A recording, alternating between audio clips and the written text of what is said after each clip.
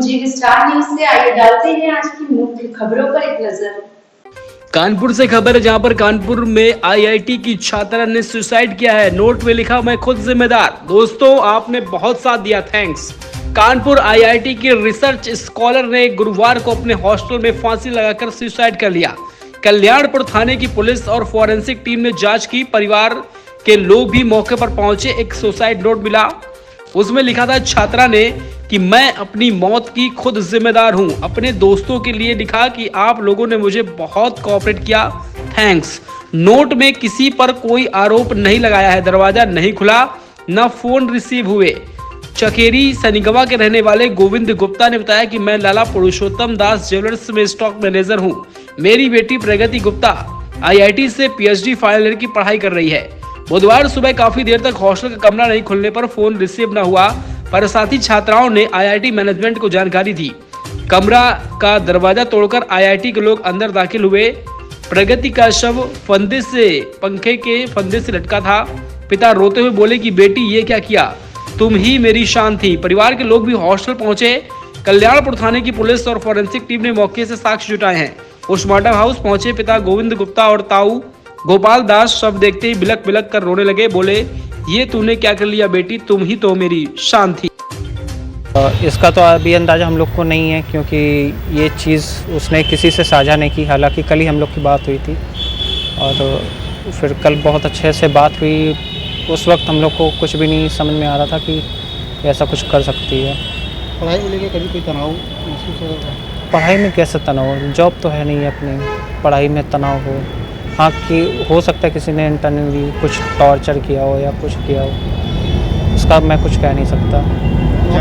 आपको ऐसा लगता है कि आपकी बहन मतलब आसानी से सुसाइड कर सकती है? नहीं सर, कोई भी नहीं सोच सकता कि वो सुसाइड। अब सर आप लोग ये खुद ही समझिए कि एक बच्ची क्लास की टॉपर, 12th टॉप किया, अपना फिर दिल्ली हंसराज यूनिवर्सिटी में पढ़ी, जहाँ पे जाना बहुत मुश्किल है, ठीक है। उसके बाद उसने एमएससी किया, फिर पीएचडी कर रही है। पीएचडी भी आप लोग जानते हैं, पीएचडी इतना जाना माना संस्था है पढ़ाई के मामले में, जहाँ पे दुनिया भर से बच्चे बेताब रहते हैं पढ़ने के लिए। तो पढ़ाई में भी कहीं कोई इतना प्रेशर नहीं होता है कि कोई छात्र ऐसा कुछ कर ले।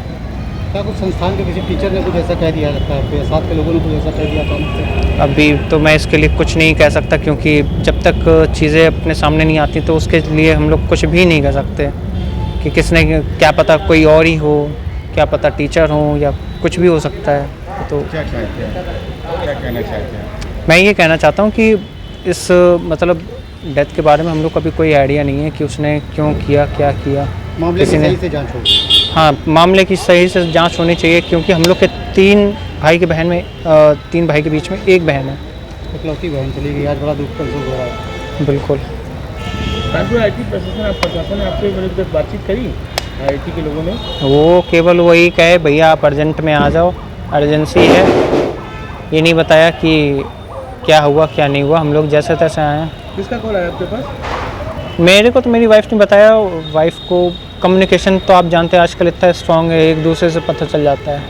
थाना कल्याणपुर क्षेत्रांतर्गत स्थित आईआईटी कानपुर के सुरक्षा प्रशासन द्वारा यह सूचना दी गई कि एक शोध छात्रा के द्वारा फांसी लगा करके सुसाइड कर लिया गया है। इस सूचना पर मौके पर पुलिस बल व फील्ड यूनिट ने पहुंचकर वीडियोग्राफी के तहत संपूर्ण आवश्यक विधिक कार्रवाई की गई।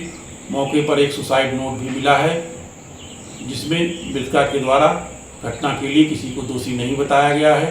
परिजनों की उपस्थिति में शव को मोर्चरी भेजा गया है। अन्य आवश्यक विधिक कार्रवाई की जा रही है।